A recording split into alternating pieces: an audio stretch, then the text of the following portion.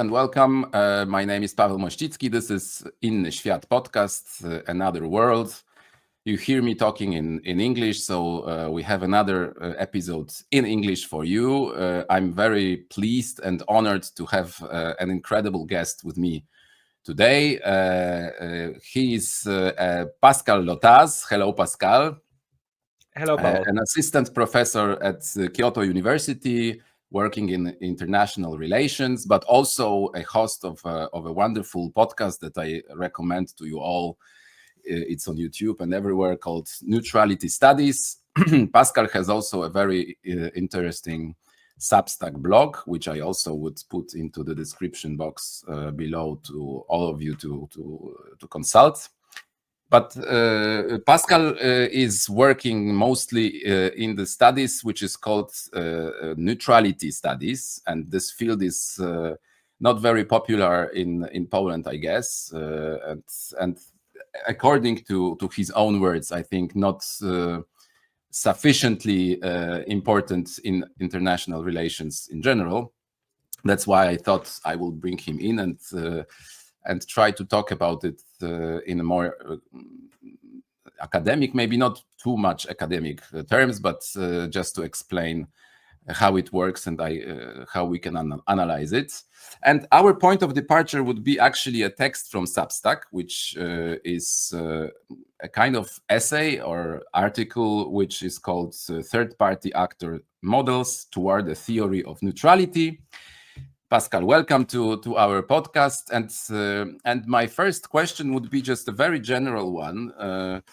Why have you started to have an interest in neutrality as a problem, as a concept, and why do you think it is a kind of important one for today's international relations research? Paweł, thank you very much for having me. And the way that I came to neutrality studies was basically through my PhD thesis, which I wrote between 2014 and 2018 on the topic of actually Spanish, Swedish, and Swiss foreign policy and diplomacy toward Japan during the Second World War. And in that research project, I looked at not just the typical like neutrals for Europe, which is Sweden and Switzerland, but also Spain. The reason I included Spain was simply because they had an embassy over here in Japan. I'm sitting right now in Japan.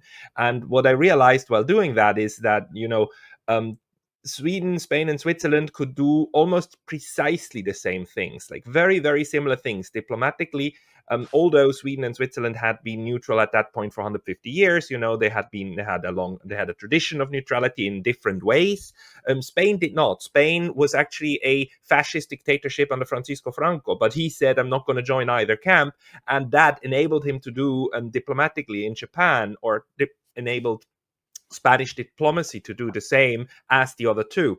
That's when I realized that there is something more to this strategy under international relations than really just the traditional policy that we would think of when we think of neutrals. And I looked deeper into that and tried to understand over time and also currently how neutral actors in international relations work. And I also realized that there is very little systematic research on this. There is research, of course there is. I mean, there's a lot of history, there's a lot of international law, especially international law, on the concept of permanent and occasional neutrality, but there is little conceptualization in IR on how these actors behave or what their motivations are and how this works. And it's not connected. The international law is connected to history, yes, but it's not that much connected to the strategy of neutrality. And in IR itself, in international relations, we have other concepts to explain these phenomena, but it's mainly explaining them away. It's for instance the idea of balancing.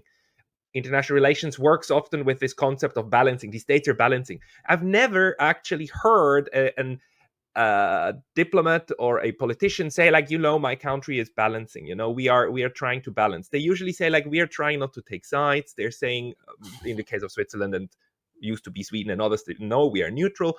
And so I realized that there's probably a case to make to study this phenomenon in more detail. And also, one of the things I want to do is to create a network of researchers. I want to create a fuss about neutrality in order to get the topic back on the agenda, and also make it more popular again for policymakers and thinkers and think tankers and so on, to realize that there's actually a tool. I think of it these days as a tool that can help us to stabilize international relations. It's not perfect, and it's not a silver bullet to bring peace for all and for all the times, but it is one of the tools in the toolkit, and I think it's a tool that has been laying around and kind of gathered dust, and I'm trying to brush off the dust and make it usable again. Yeah, it's very interesting, because in Polish politics, for example, in terms of rhetorics, we don't really use. I mean, I'm not talking about academic circles so much, but rather the journalistic networks. And I think that neutrality never appears, and if it appears, it's under the name of Finlandization. It's as if it was a kind of very severe disease that a country goes through when it's touched by this incredibly difficult thing, which is neutrality. Actually, Finlandization is like occupation, neutralization. So the whole range of associations with the term, which doesn't even appear, is negative. And would you think that this is the framework, the background on which you started to work? Yes, to a good part, yes. I mean, this is one of the things I had to make sense of. And what the conclusion, the preliminary conclusion that I've come to now is that terms like Finlandization and others that sound negative. Neutralization, the term neutralization is a little bit different because it has a historical background. But there are a lot of terms to use in order to trash talk the concept. It is trash talked. It is put aside by those forces that have a different agenda, that especially right now would love to just gather more and more members in their club in order to threaten everybody else and to subdue everybody else. So in the context of what we are talking about now, calling Finland's foreign policy in the Cold War Finlandized or Finlandization is basically doing away with neutrality, and it's trying to say, like, look, this was a bad policy because you're either with us, with the good guys, or you're with the bad guys. And if you are neutered, if you're Finlandized, then you're something. You're not directly on the bad side, but you're wrong. I mean, everything about this is wrong, and somebody has done violence to you, and we need to rectify that by bringing you back into the good club. And that's of course what NATO has done with Sweden and Finland. They have successfully trash talked these concepts to the point where these two former neutrals decided that it's better to join the club of the big guys than to remain a vulnerable little neutered outsider. And there's another concept, by the way, isolationism. The most important neutral country of the 19th century, I would argue, was the United States of America. Not in the way that we would think of neutral states like Sweden and Switzerland today, or not the little peaceful ones, but a neutral nevertheless. And it had a neutrality policy just in the same way as it had a Monroe Doctrine, and it used both of these at the same time. And it used the neutrality policy toward Europe for 150 years. And the people who think that is bad, the transatlantic community, they reframe that concept today and call it isolationism, because isolationism sounds bad, is bad, right? It means you're taking yourself out, you're refusing the outside world, and so on and so forth. That's not what it was. The policy, nobody in the 1920s, 30s talked about themselves as isolationists. They talked about themselves as neutralists. That's why, like, some of the most important neutrality research, especially in international law, we've got from U.S. scholars of back in the days, because they understood the value of that foreign policy. They lost the debate after 1941. This country, Japan, bombed the U.S. out of it. But it's just to say that there's a reframing and a constant framing happening, and the forces that want to work through alliances and through gathering of forces, they naturally not only oppose the primary enemy or the primary rival, they also oppose the neutralists, the people who say, like, look, there's an argument to make to stay out of this and to be friends to all and foe to neither, as Thucydides once said. And that's what my paper is actually about. Yeah, just one last thing before we jump into the text itself is I think one association. I think that also this trash talking of neutrality from the debates is also kind of suggesting that if you're neutral, you don't do politics. You are not just outside of international relations in general. So you don't matter, you don't have any influence, you don't have any agency, and so on and so forth.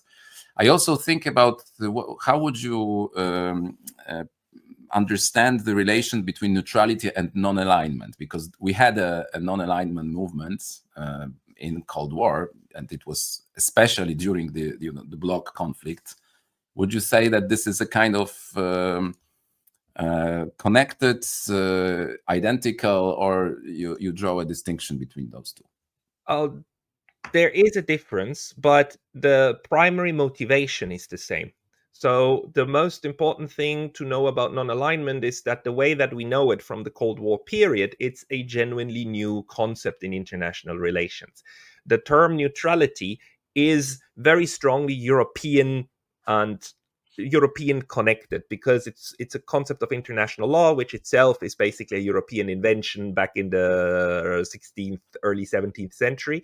And within that tradition, this neutrality concept evolved and was then spread through colonization all over the globe, right? Including to places during the Second World War, like Macau. Since Macau was a colony of Portugal and Portugal remained neutral, Macau was a neutral colony, and actually the Japanese observed that. They didn't invade Macau. They invaded Hong Kong because it was a British colony, but they didn't invade Macau because they respected the neutrality of that. The reasons for that are varied, and I'm not here to say that neutrality always protects you. It doesn't, but there are moments when it works. And the non-aligned movement that then emerged after 1955, Bandung, 70 years, by the way.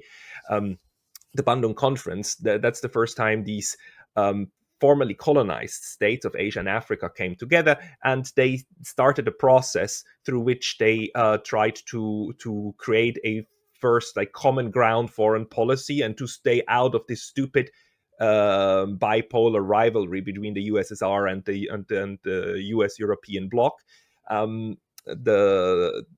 The way that they framed that was to be non-aligned. They didn't call it non-alliance.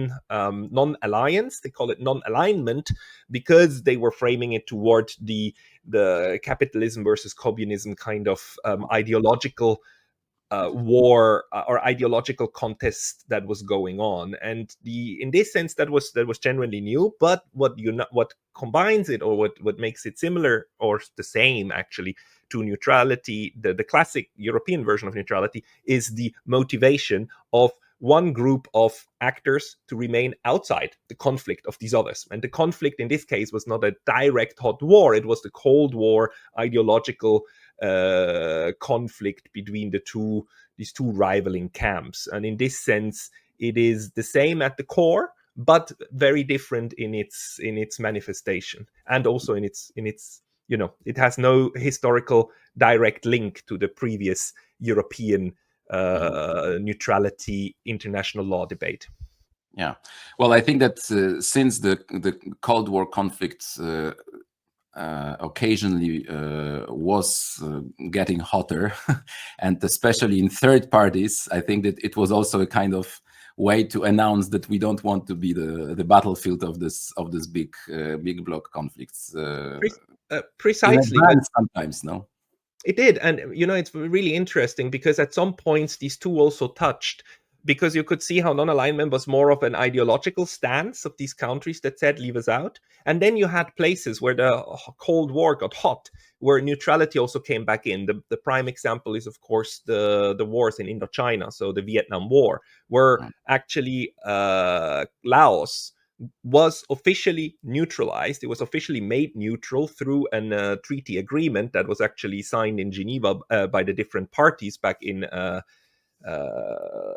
very early 60s. Sorry, I forgot the precise date. And we have Cambodia with Prince Sihanouk, who said that this is exactly what we also need. Cambodia also must be neutral. And that what they meant was not the non-alignment. They meant actually the classical war type of international war type of neutrality. For both of these countries, it failed because neither party recognized. Both parties actually said, "Oh, this is nice," and then neither of them actually militarily followed up, and they started using the territory of both Laos and Cambodia for their military operations, which then blew up the whole thing, and it never happened. But we also see at the same time how then ASEAN was formed around the same time, and ASEAN was one of its pillars, the Zone for Peace, Freedom, and Neutrality. That was then created in the 70s, which is also an approach at saying, like, we want to stay out of this nonsense and create our own Southeast Asian sphere that should not be used for military purposes by any or either side. So you see how there's this constant reaction to conflict. And I also described this in my paper, and we can talk about it. But the nature of the conflict then defines the nature of the neutrality, and I mean neutrality in the large sense, in the roof kind of sense that we see. So non-alignment as a reaction to the Cold War ideological conflict is itself an ideological form of neutrality, and neutrality in the sense of hot wars and neutral countries using international law concepts in order to remain outside of the hot wars. That's the reaction to that fighting that's going on. Yeah. I think it's a great way to enter your paper, because you start with saying that what you are trying to construct is an analytical sense of neutrality, and that your first I would say thesis or hypothesis is that neutrality is a secondary phenomenon. Yes. In a sense that you cannot be neutral from the get-go. You have to react with neutrality to something. Can you maybe start with explaining this point? Why is it not the original standpoint, but rather a kind of secondary, or I wouldn't like to say reactionary, because it doesn't cover the meaning, but it's a kind of reaction to a situation of conflict, and how that differs from the conflict itself. That's no, you can call it reactionary. You can call it is a reaction to conflict, because in order to be neutral, there needs to be something to be neutral toward in one way or the other. And I keep pointing that out. And whenever we create theoretical models, we of course need to abstract quite a lot, which then means, you need to reconstruct all of the cases in order to go down and say, like, how it applies to the individual cases. So it applies differently to different cases. But in principle, there is if there is no conflict, if there was no conflict, there would be nothing to be neutral toward. But since we see conflict in one way or another in world politics constantly, there is in one way or another always a case for certain actors to say, like, look, guys, I just have nothing to do with this. I am good friends with you. I'm good friends with you. I like you both. And it is really too bad that you two are fighting with each other. Now, God bless both of you, but leave me out of it.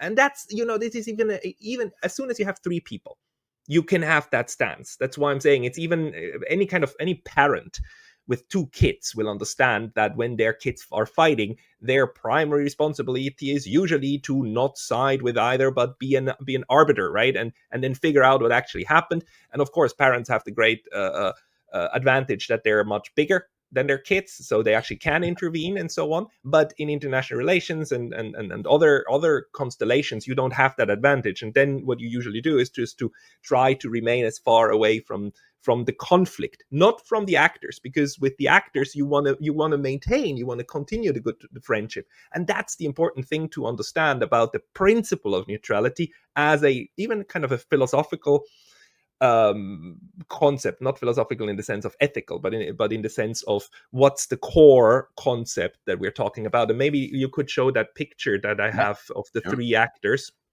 Then, yeah, this one. So in this little construct here, B1 and B2 refer to belligerent 1 and belligerent 2. And you can think of this as the kids, you can think of this as countries, you can think of it as companies, actually. You know, the sociological mechanisms remain the same, and that's why I try to make this theorization here. All three actors, the A is the neutral actor. All three actors, that's the important thing to realize, have a relationship with each other. That's why I keep saying international relations is inherently at the core, it's bilateral. You always are concerned as a country with your relations with all the others, right? But individually, right? Poland doesn't care only about its relationship with Germany and France. It also cares about its relationship with Ukraine and with Japan and with others. So from the point of view of the actors, really what you care about is the individual relationship. So we have three relationships. Now, actor A is at peace with B1 and is at peace with B2. So the unfortunate thing is that B1 and B2 are at war with each other. And war, it's the little flash here, but it can also be just a conflict. So B1 and B2 could just be the Soviet Union and the United States, right? And the flash would then not be a hot war; it would just be their ideological conflict and their various other little conflicts that were going on, and trade conflict, for instance, at the moment between China and the US. I mean, you name it, right? And then the point is that actors who want to be neutral, actors, they will say that they are neutral toward this conflict because the primary relationship is the direct relationship with the other actors, and that primary relationship is one of at peace. Only because they are at peace, only because they have a good relationship, neutrality toward the conflict emerges. That's why I call it secondary. It's the primary issue is that A is at peace, has a good relationship with B1 and with B2. And naturally then, if you don't want to choose sides, what happens is that you necessarily develop some form of neutral approach toward the conflict. And what I in this paper did is that this entire dynamic, I call that a conflict constellation. So while a neutral actor tries to remain neutral toward a conflict, it is important to recognize that the neutral actor itself is part and parcel of the conflict constellation. Because this primary conflict between B1 and B2 will, of course, impact the relationship that both of these countries want to have with A. And they will both put pressure on A to side more for them, or to do something that they will perceive as good, because they obviously need to fight the enemy. So the most natural thing on earth to happen is that neutrals come under pressure when conflict exists in order to side with one or the other, and that means then that the conflict necessarily impacts the neutral. You cannot avoid that. So neutrality doesn't protect you from that at all. Neutrality is the consequence out of this constellation. The example that I also give is that if we think of an actor who is completely uninvolved, I have that I symbolize that with the little man in the moon symbol over there. My example is that we can think of actors that are completely, utterly uninvolved outside the conflict constellation. Think of the man in the moon. Imagine the man in the moon was real. Imagine the man in the moon right now was in the moon, but on the other side of the moon, and looking out into space. And having never actually turned toward Earth, right? He has never heard of Earth, the man in the moon, has never heard of countries, has never heard of Russia, has never heard of Ukraine, and has certainly never heard of the fact that the two of them are fighting a war at the moment, right? So the man in the moon, by all means, is uninvolved, but by virtue of the fact that he has no connection, no knowledge, and is in no relationship with B1 or B2, then is completely, utterly outside the picture. And a being like the man in the moon, we would hardly call neutral. It's just, what would we call that thing? But because it lacks knowledge of this, we wouldn't usually think of it as neutral, right? Even like intuitively. It's just simply uninvolved. So the point I want to make here, that there's a difference between proper uninvolvement, lack of knowledge about the conflict, and involvement in the sense of being part of the conflict constellation. And that's something that any kind of neutral actor needs to realize and recognize, that there's a problem, and that problem needs to be dealt with. And the way to deal with it can be neutrality as an instrument, because the patterns then repeat over cases and over territories. And Ukraine is an example, and we can discuss this later, because Ukraine is a case in which, an instant in which, at the beginning, at least in the 1990s, the actor understood very well, in order to be safe, I need to make sure I don't take sides between the big rivals. And then that was successfully undermined, and it was put into one camp, and in the end, now we have a huge war. So the instrument that was there was slowly removed. But we can talk about this more later.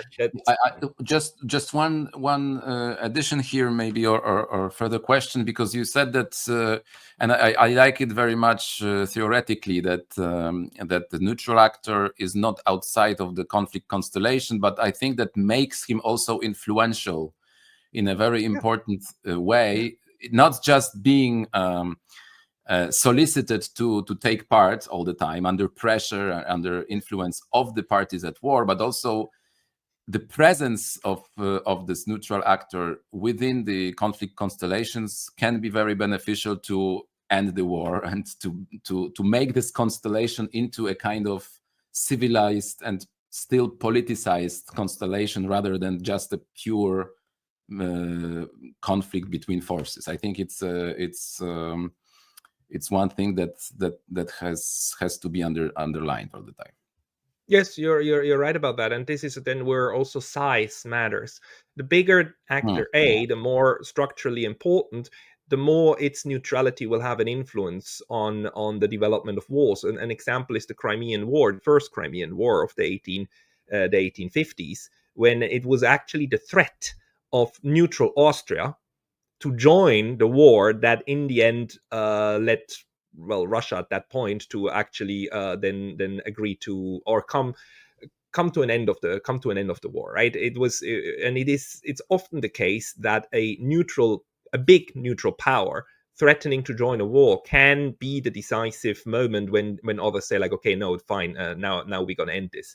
Happened several times. And it's also, a lot of people would argue that it was the United States entering the Second World War in 1941, when the Japanese bombed them into it, that was the decisive turning point, at least for the European theater of the war, right? So it was the end of neutrality that then can impact a conflict decisively. And in the same sense, it can be the continuation of neutrality that impacts it. And we often forget that, because when we study wars, we study those who fight. We often forget to study those who didn't.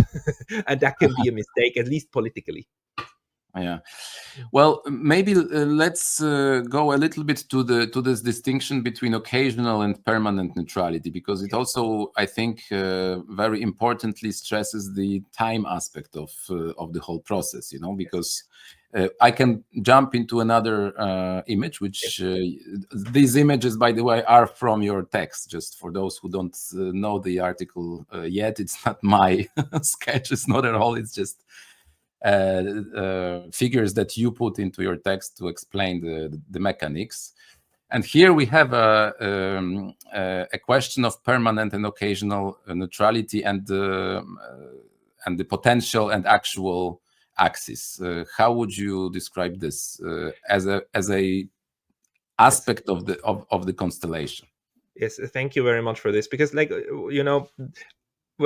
when I use the word neutrality, I use it in different. It has different meanings, right? And in the text, I also try to distinguish those meanings. So one thing is that when today we use the word neutrality, we most often think of permanent neutral countries like Switzerland, Austria, Costa Rica, Moldova. I mean, those with neutrality policies on their books, constitution, or in the foreign policy papers and so on. But what I described before is neutrality in the analytical sense, like the roof, the kind of the theoretical workings of it. And now I try to go down and say, like, look, when we talk now about these neutral countries, the permanent neutral countries, you might interject and say, like, yeah, but that's nonsense, right? Permanent neutral countries, they have a neutrality policy even when there's peace, right? When there's no conflict around.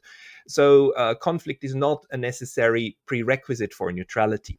And while that description is correct, I argue that the point for permanent neutrals is that they say that they will maintain their neutrality policy toward also future conflicts, that they recognize that in the future there might be a conflict or a war between some of their partners, and they promise already now that they will maintain this neutrality. And that's actually a relatively recent phenomenon, which is funny because today we think that's what neutrality means. But if you go back only 200 years, that form of neutrality didn't exist. A little bit more. It started existing as a legal concept or as a concept of IR in 1815, when the Swiss, for the first time in an international treaty at the Vienna Congress, promised that they would maintain neutrality even beyond the existence of a conflict. Before 1815, neutrality was always occasional, and it was an affair for everybody. So anyone could be neutral as soon as as soon as a war between two other countries breaks out. That's the original IR concept. If you look at international law texts and treaties of the 18th and 19th centuries, that's the normal meaning of neutrality. Anyone can be neutral as soon as there's a conflict between two others, and you're neutral for the period of that conflict, as long as the war lasts. That's also when the law of neutrality applies to everybody. And as soon as the war stops, that law stops applying, and then everybody goes back to normal. Now, what happened in 1815 is that this new type of neutrality was basically created by virtue of the Swiss promising in an international treaty to always maintain neutrality. And the argument is then that conflict is still the basis of that. It's the recognition that conflict might happen, so toward a future conflict. And in this sense, then the neutral promises neutrality toward that in all cases. And that's an important promise then for the others, because it makes the neutral actor more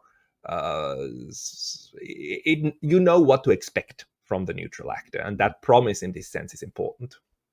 Yeah, and you also probably avoid things like, security dilemma or something like that, that this thread of engaging into conflict or entering a conflict is sometimes provoking conflict itself, because the other side has to prepare for the potential threat and so on. So if you like announce it in advance that you don't seek any form of conflictual situation, that helps. Precisely. And maybe two more things on this, on the figure that you're showing here. You can see why I say that if there's no conflict, there's nothing to be neutral toward, because if you just think that the flash is gone, then there's no reason to be neutral toward the peace of others, right? You don't need to be neutral toward a peace. You always need to be neutral toward a conflict. But the permanent neutrals are then promising in the future, right, to be neutral toward future conflict. And the second thing with the security dilemma is precisely one of the reasons why neutrality is valuable in IR, because usually we discuss the security dilemma in terms of militarization, right? If actor B1 creates more weapons, then actor B, in order to feel more safe, then actor B2 will feel threatened, so it will create more weapons, and then that makes actor B1 feel unsafe, so it creates more, and you create more. So the dilemma is that by trying to create more security, you actually create less security for everybody, right? But there's a second version of the security dilemma, which is alliance making. In order to feel more secure, you add more members to your alliance, so you're bigger, right? But then what will B2 do? It will try to add more members to its alliance in order to be bigger, right? And thereby you also create a security dilemma. And neutrality then prevents or puts a little stop toward that version of the security dilemma. In this sense, the more neutrals you have in a system, the lower the risk of that kind of security dilemma, the alliance building security dilemma, and it makes the whole system more predictable, which is overall in IR rather a good thing, because unpredictable actors and unpredictable dynamics necessarily make you feel insecure, which then necessarily again fuel the security dilemma. Yeah. Okay. I have another multi-party model, which now it can be a bit complicated, but I think it doesn't actually. It's just showing that the as at least I understand it that way. This particular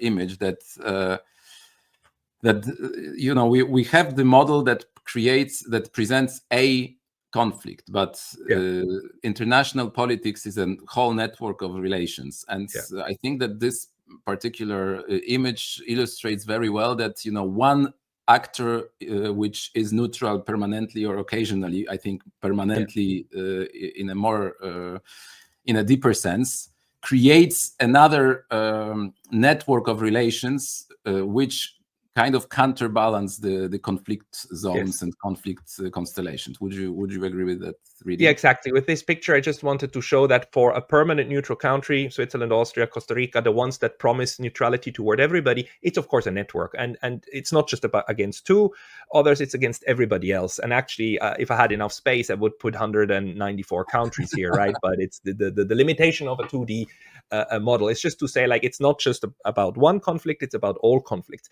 That stands in contrast to traditional occasional neutrality, where countries get to choose which conflict they want to be neutral toward and which one not. And they actually do and did choose. And I have another example later on, right, about the Soviet Union in the Second World War, because we often think that the Soviet Union was, of course, a belligerent. But the point was a very important point that we always forget, is that it also was a neutral. And this is one of the most underrated aspects of the Second World War, because had it been different, it would have changed the entire dynamic of the war. So in 1941, and this, thank you very much for bringing me to figure number 4.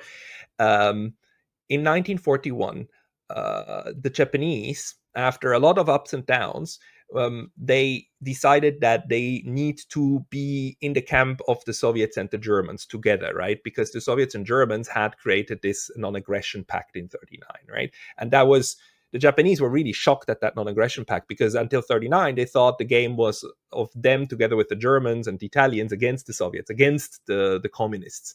Then Germany kind of shatters their entire illusion.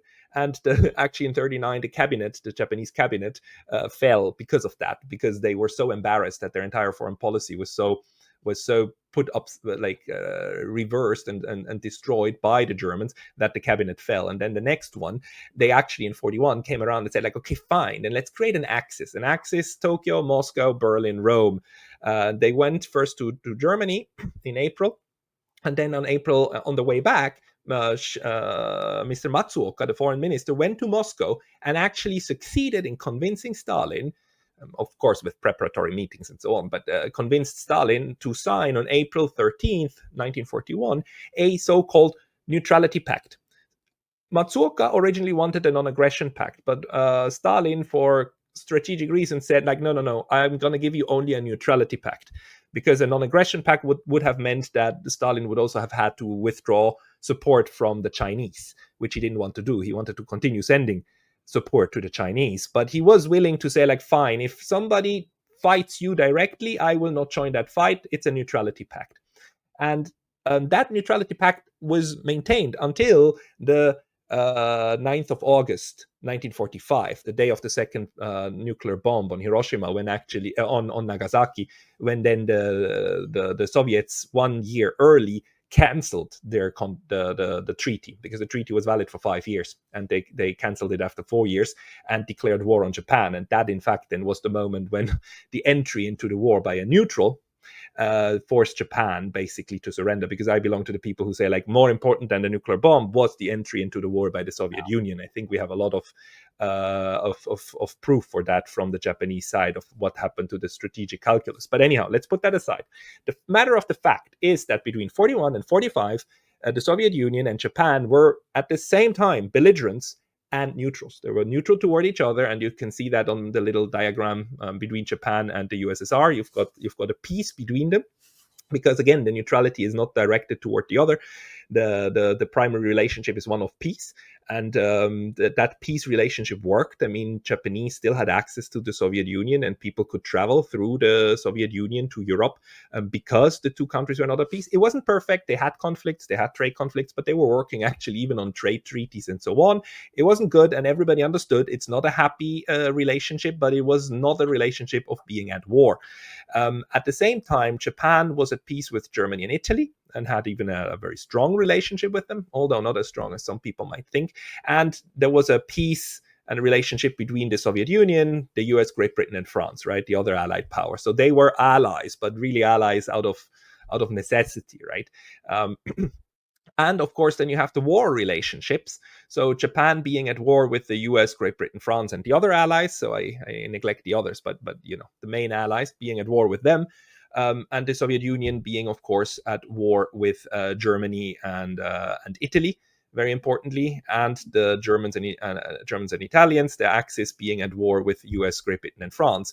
And if we disentangle the Second World War in this sense, we see that the neutrality of Japan and the USSR were important. They were neutral towards the conflicts on the other side of the continent, actually, right, or the other side of the water. And that relationship, again, had it been different, had the Soviet Union declared war on Japan and Japan on the Soviet Union in 41 or 42, I mean, you would have had to deploy your troops entirely differently, right? The Japanese might have caused so much hurt that the Soviets might not have been able to defend Moscow, and you know, Moscow might have been captured. I mean, just think, like, it would have been completely different. So what I'm saying is, it's not an all or nothing game. Especially occasional neutrality can and usually does occur, even while the neutrals are also at war with others. It's not all or nothing. It's all or nothing in terms of the direct relationship, the bilateral relationship, but it's not all or nothing in terms of a general foreign policy, the way that the permanent neutrals promise it. So there's a lot of nuance. Yeah, I think it's also, you could say that between permanent and occasional, it's also a difference between like an identity of neutrality and an instrument which you occasionally, I mean, use or put on the table in order to actually gain some political results or just do politics in international space. Precisely, especially permanent neutrals usually develop also an identity of neutrality and use that. You can see it with the Swiss, you can see it with the Austrians, with the Costa Ricans, and you see it for a long time also for the Swedes, at least in the 20th century. There was definitely an identity component, which is also why it takes very long for permanent neutrals usually to shed their neutrality unless they directly get attacked, as the Dutch were in the Second World War, right? So that then also flows into the entire discussion. What I'm in this paper concerned with is the international relations theoretical composition of how actors then behave, and how conflicts, especially large conflicts like the Second World War, really need to be disentangled with the individual bilateral relationships in order to understand when neutrality impacts or how neutrality impacts the development of warfare. Yeah. Okay. Maybe we would now come to the politics. I mean, not in in a more direct way, but of course having in mind the model and the whole theory that you developed, because I think that the fact that that neutrality has been so undermined both in real politics and in a political discourse is one of the very detrimental effects of politics, of bloc politics, and also an absent possibility in the conflict in Ukraine. Because, well, I don't know. I am in the camp of people who say that, well, what is the problem with Ukraine staying neutral? Why wouldn't we have neutrality there and try to build around, the kind of network of security that would suit everybody? Why would Ukraine have to be forced to this 0-1 game, which from the start promises conflict and promises a kind of clash of two or more actors, rather than creates a space of kind of detente and more cooperative vision of mutual relations. How would you put Ukrainian war into this picture, and why neutrality is not on the table, even though we are 3 years into war? The neutrality as a requirement from the Russian side is there from not even from the start of the war, but I think from 2008 or 7 when the NATO membership was overtly opposed by Russians, and we still don't get it. We still don't treat neutrality of Ukraine as a serious proposition. Why would you? Why is that so? Yeah, and of course, when you say we, what you mean is we in the West, right? We in Poland, Switzerland, and so on. Not me and you, but our politicians. Yeah. We can no, say. You're absolutely right. You're completely, utterly right, and I'm in the same camp with you. We belong to the people who recognize and actually advocate that neutrality is the obvious solution to this goddamn conflict. And we have people on record, John Mearsheimer, since 2014, the Pope of realism, after the what happened in the Maidan and then the what happened in Crimea, was the guy who said, like, look, this is the West's fault. We actually provoked this situation. We made sure that instead of having a neutral Ukraine, including Crimea, that is, well, neutral. There's an asterisk there because there was, of course, a Russian Navy fleet in Crimea, in Sevastopol, and under the laws of neutrality, that's a big no-no. But the asterisk being that neutral in the sense of how it was left. How the Cold War ended, right, and how Ukraine became independent. The framework under which it became independent, actually from the very beginning, included some form of neutrality. And ever since 1995, since the Constitution of 1995, Ukraine actually had a neutrality clause in the Constitution that said Ukraine would, I forgot the exact wording, but it's like aspire to be or aim to be neutral. The word neutrality was there. The exact phrasing, of course, matters, and I'm sorry I can't reproduce it here precisely, but the word was there. And the whole recognition at the time in the 1990s was that, of course, Ukraine is special. Of course, Ukraine holds a very important place for the Russian foreign policy. And after the Soviet Union dissolved, of course, like the biggest republic, the Russian Republic, is of course the main weight in that area, right? And you need to make sure that main part doesn't feel threatened, nor threatens others, right, and so on and so forth. And the neutrality of Ukraine was a very important component in balancing this entire region, just as the denuclearization of Ukraine was important. And actually, the denuclearization is something that also the US had an interest in, because you didn't want a proliferation, right? The one thing that that brought the Cold War actors together is that every one of those nuclear powers wanted to prevent other states from acquiring nuclear weapons. We see that also during the NPT and so on. But anyhow, so put this one aside.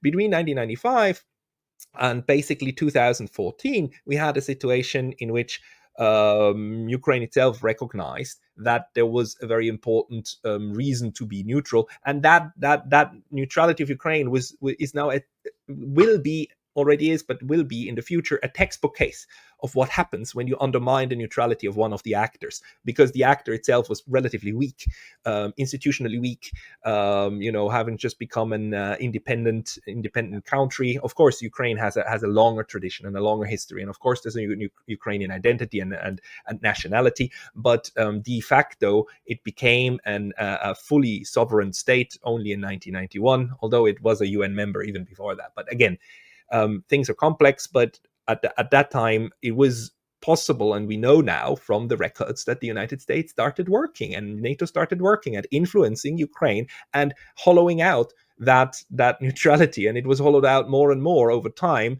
and it to the point where in 2014 in the Maidan, according to the research of many people, most importantly Ivan Kachanovsky, the Russians call it a coup. I would actually also call it a coup. Let's just say like a coup in the sense that there were parts of the population that were unhappy with how the state was run, but this was even then fueled and supported by Western influence in order to create, in the end, what you had, which is the ousting of not a pro-Russian, but a pro-neutralist government and an elected government. We need to underscore this. The Yanukovych was not a dictator. He was an elected leader. The thing is, Yanukovych was always a strong neutralist. And in the West, this was portrayed as being pro-Russian. No, it wasn't. It was just like having pro-Russian in the sense of wanting a good relationship with the Russians while also wanting a good relationship with the EU.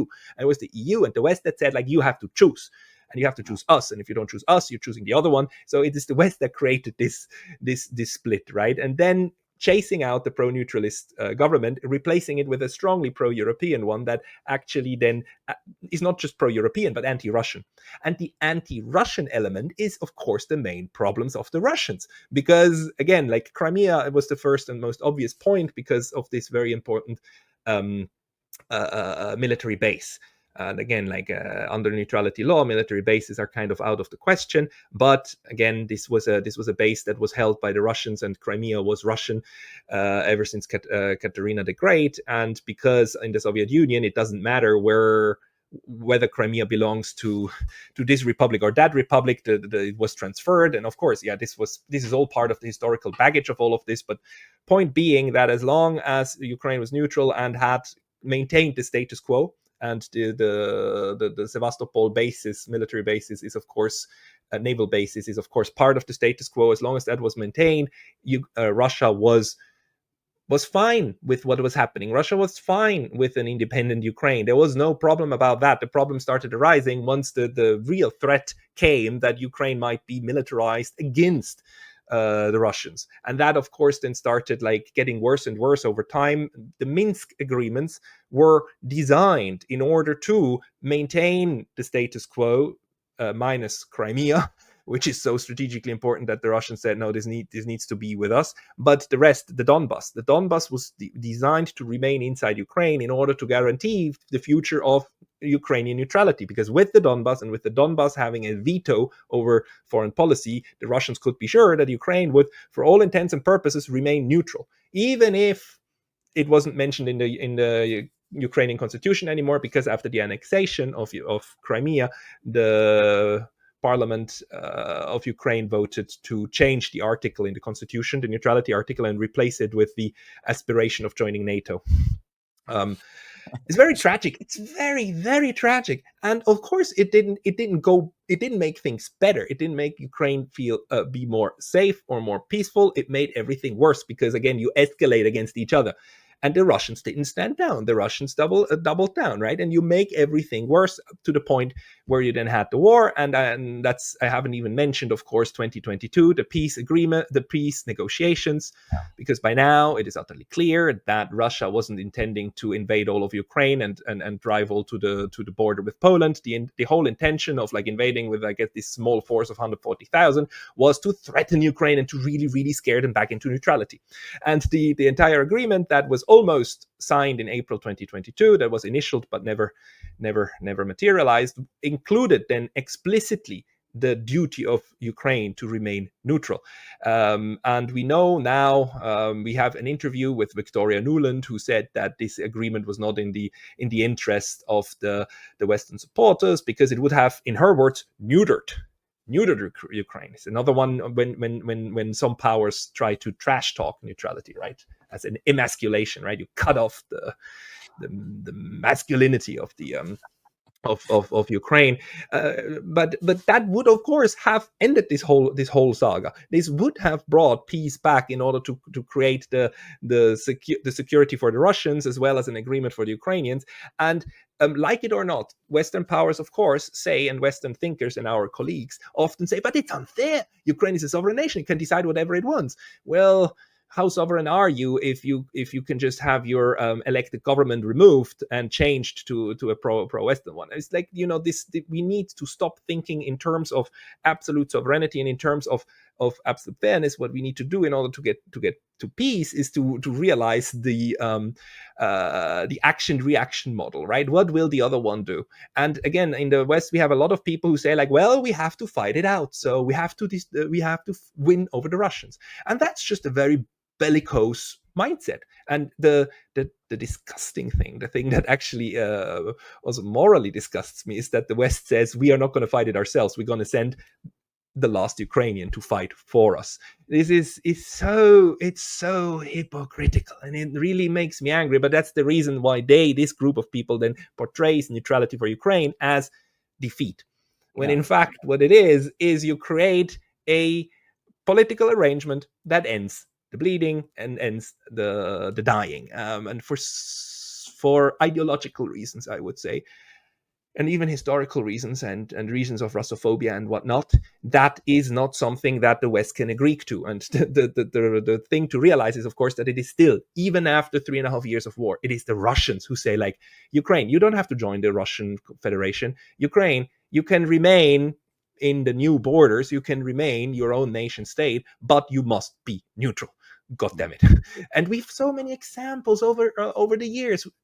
Austria was neutralized, and it did very well. Switzerland was neutralized, and it did very well. In Austria in 1955, Switzerland in 1815. Neutral places can be perfectly happy and well-functioning states. If you told any Austrian back in the let's say 1914, when we still had the Austro-Hungarian Empire, when we still had this superpower, or this big power in Central Europe, that in 50 years from now, 40 years from now, you will be a little rump state, rump Austria, and you will be neutral. They would have pulled their hands and never ever, the state could never live like this. Austria would be finished. We would all die. And of course, it's the exact opposite that happened. We have a happy Alpine Republic with a beautiful Vienna and very peaceful relationship. And so the point here is that at the moment also, the Western thinkers make us believe that a neutral rump Ukraine is not a viable state, and it's a tragedy for Europe. It's not a tragedy for Europe. It's just what Europe does. States grow, states get smaller. The question is, do we change borders peacefully through agreement, the way that we do it with the European Union, the way that it happened also with with Brexit and so on? Do borders change peacefully, or do they change through war? Currently, it's changing through war. The question is, how do we end the war, and how do we use the tool of neutrality in order to get to an end? And the funny thing is, of course, that the Russians are the ones who use that and who try that. It's not the West. So it's that's what frustrates me as well. Well, the level of hypocrisy that we acquired during this conflict is just beyond any scale. I think it's also you are talking in the text about occasional neutrality. I think it's in the West we have an occasional idealism. It's like when you overthrow a democratically elected government, idealists are nowhere to be found. But then when there is a war, suddenly we have to prove something to the Russians. There was also the argument that our minister raised, that we have to stop Russians because, of course, they are on the way to conquer the whole Europe, which is nonsense. But anyway, we have to stop Russians to prove to Chinese that they cannot do something in Taiwan. So, you are prepared to destroy the whole country and possibly the whole continent because of this conflict, just to prove a point. It's utterly dumb, but it also has to do with the fact, and I think we need to be aware of this. We are at an inflection point where not only a couple of decades of foreign policy are changing, it is 600 years. Yeah. Our continent, white Europe, dominated the world for 600 years. We eradicated the peoples of 3 continents, North America, South America, and Australia. We completely genocided them away. There's not a single Native American lawmaker in the US left, right? Except for like 1 or 2 that claim like, 5th, 6th grade kind of ancestry somewhere up there, but there's not a single one, right? We genocided them away, and the peoples that we couldn't genocide, mainly Africa and Asia, we made colonies out of them. Very, very brutally, and this was the case for 600 years. And that is changing. Not only are the former colonies independent, they are now properly independent. They do their own foreign policy. They do their own international relations. We see that right now with the Shanghai Cooperation Organization. We see it with BRICS. And the non-aligned movement was a first kernel of that. It didn't work as well. But now we're in a different world. Even neocolonialism is ending. Not completely and not as fast as it should, but this is a new reality. And Glenn Deason, in his book, called it perfectly. The Europeans at some point need to realize that they're nothing more than the Western Peninsula of Eurasia. And we're just one little piece in a much, much larger world. And this takes a lot of getting used to. And people like the ones you just mentioned just they cannot wrap their head around that. They just still think that Europe, without saying so, but that Europe basically is the best of all civilizations, and it ought to teach the others. White man's burden, right? But we don't have the tools anymore. They're gone. It's all gone. So it's just old thinking. In Poland, I think that like the mindset of politicians is like in the 80s. They're still in the democratic opposition to Soviet. People's Republic of Poland. They still, are high on reading Hayek and Friedman and so on. They just don't understand the world has evolved and we are in a different situation.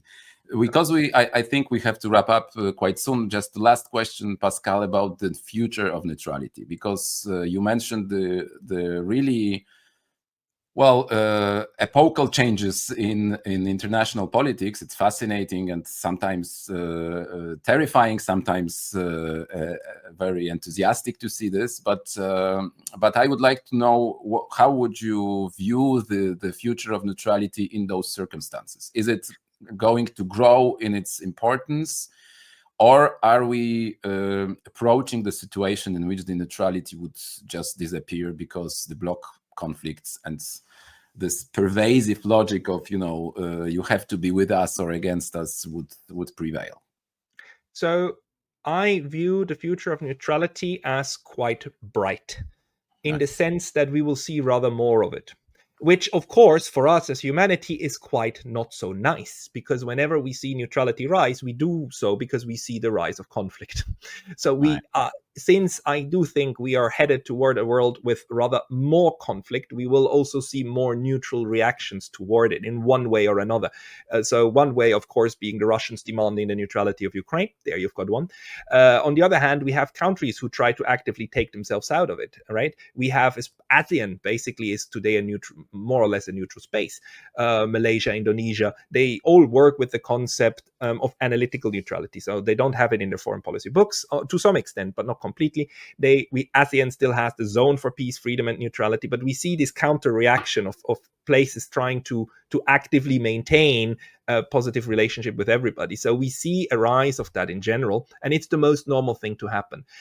We also currently, right now, what we've witnessed over the last couple of years is how neutrality basically moved out of Europe. We've lost a lot of neutrals. We lost Finland, we lost Sweden, Moldova. The Moldovan government is very it's very anti-neutral, but the situation with Transnistria actually keeps them inside that corset. We will see if that in the end will lead to the implosion or not, but we see how the forces of this Western black and white thinking are actually pulling states away. Switzerland did away with its economic neutrality, although there's people like me and others who are actively working against that. We've started an initiative which under our direct democratic system actually compels the government to then hold a referendum. So we will have a referendum on neutrality in about a year from now. So we are trying to work on this, but overall we see how this neutrality thing moves out of Europe, but again it moves into the world, and we have people in Colombia working on it, we have Costa Ricans working on it. So overall I see an increase in it. The question is whether we can use it constructively in order to build a balanced world. So the multipolar world, I would say, lends itself to neutrality, just like the balance of power in the 19th century, which is of course a European dominated globe and still like going on with the genocide everywhere. But within the European globe of balance of forces, neutrality flourished. So I think the multipolar world will also rather see a flourishing of different forms, different versions of this kind of balancing act, because in the end, look at Mongolia. Mongolia is sandwiched between Russia and China, and by virtue of being on a good relationship with everybody, with both of them, it actually makes itself valuable, and it creates a shared space, and it creates this incentive for both of them to try anything funny with them. And we will have more and more states understanding that, because it is basic realism that doesn't need to be taught by eggheads like me. It's just something that occurs to politicians naturally, and we see that happening in most places that are not ideologically captured. Ideologically captured places like Europe then do away with that form of realism, and they go after whatever they think is currently necessary. And these ideological moments, they just happen. The Chinese had their communist ideological moment, during which they basically in the Cultural Revolution did away with 3,000 years of Chinese history, or tried to do so. Luckily, they're coming back from that, right? They came back from that. They stopped that. The Soviets had the same in the 30s and 40s and 50s, but they snapped out of it and came back. I think the Europeans will snap out of it and come back, but it will might still take 1 or 2 decades. So yeah, the hope I have is that neutrality will help us to keep the multipolar world as peaceful as we can.